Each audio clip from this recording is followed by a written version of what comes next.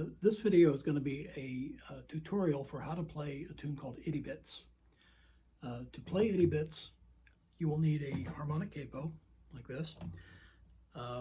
It will be engaged on the second, fourth, and fifth strings, and you need to tune your guitar to A, A, D, E, A, E. When you get all that set up, it should sound like this.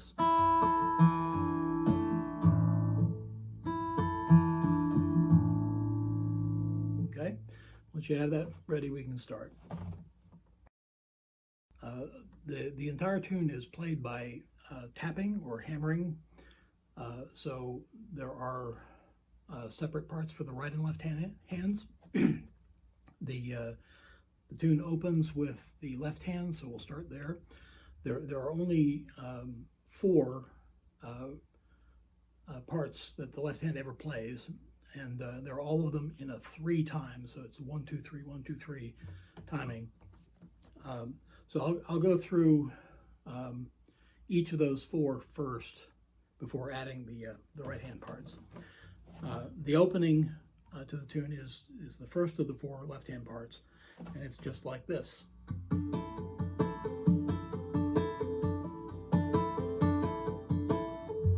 And that's played with the first and third fingers of the left hand on the 3rd and 5th frets, and it's hammering the first and second string. So it's 2 notes, and then pulling off. Okay, so when I play it, I want it to be fluid.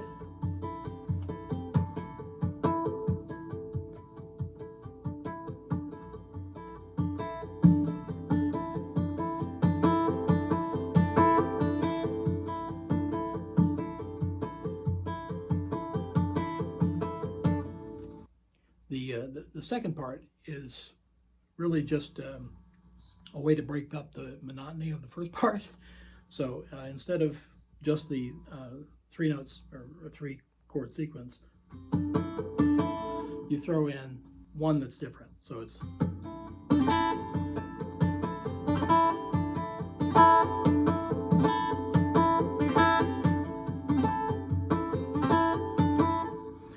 instead of 1, 2, 3, it's 1, pull off,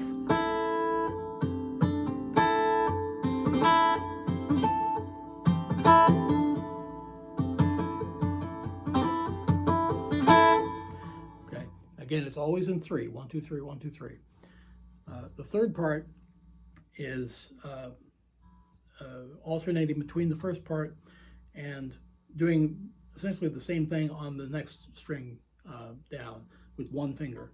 So it becomes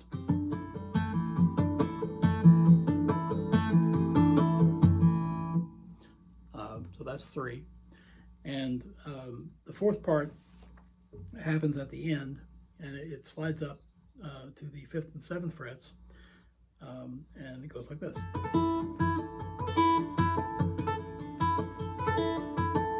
Okay, so that's all the left hand ever does. The only problem is it does it for like 4 minutes. So playing this for even 3 minutes, if you're not used to it, it'll hurt. Okay, so that's the left hand. Okay, now we can move on to the parts for the right hand. The first right hand part is played with the 2 middle fingers on the 2 middle strings at the 9th and 10th frets. And then you slide down 2 frets. So it's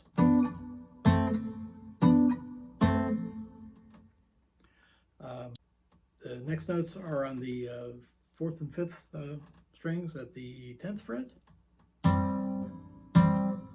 Move down to the 7th fret. Then 1 finger on 5 and 6, the 8th fret. Then 8, 7, 8, 3, pull off. So the sequence roughly is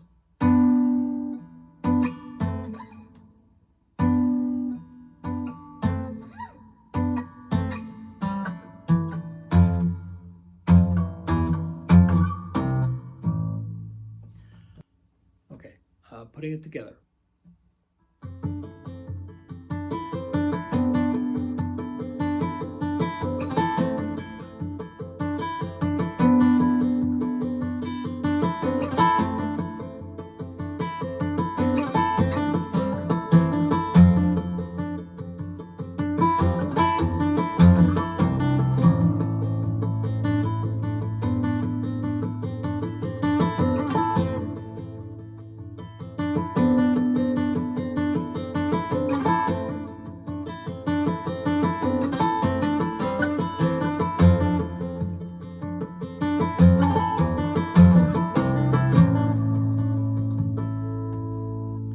Before I move on, I want to mention briefly about tapping high on the neck, especially where we just were.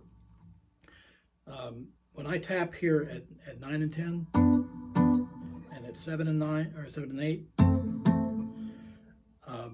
I'm being careful to tap directly over top of the fret wire, not normally where you would think to tap in the middle of the fret.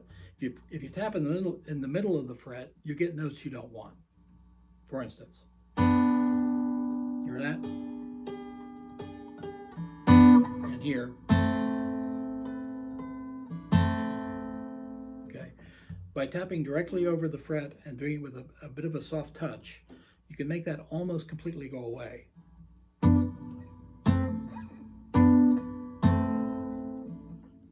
Some of it's still there, but it's much less. So when I'm playing that, I'm careful not to press too hard right in the middle of the fret, because then you get ugliness, things you don't want. But anyway, all right. The next bit, after doing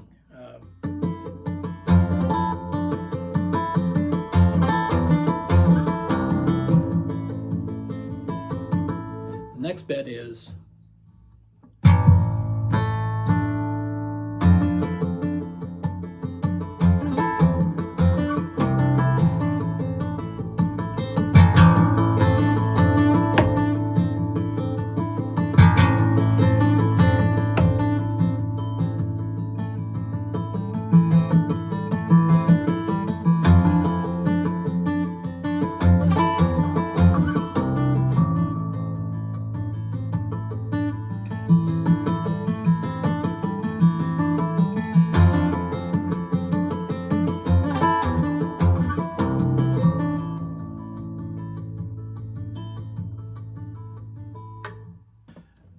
the parts I've shown you so far make up the bulk of the piece.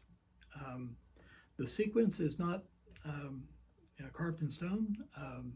I've played this so many different ways over the years. There is no right way. But everything I've shown you so far is kind of towards the front of the piece. When it reaches the end, or the beginning of the end, it changes from to the part.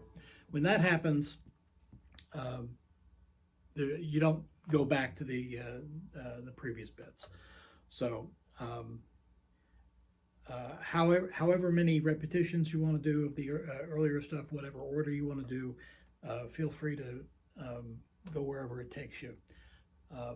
But getting to the end, or the beginning of the end,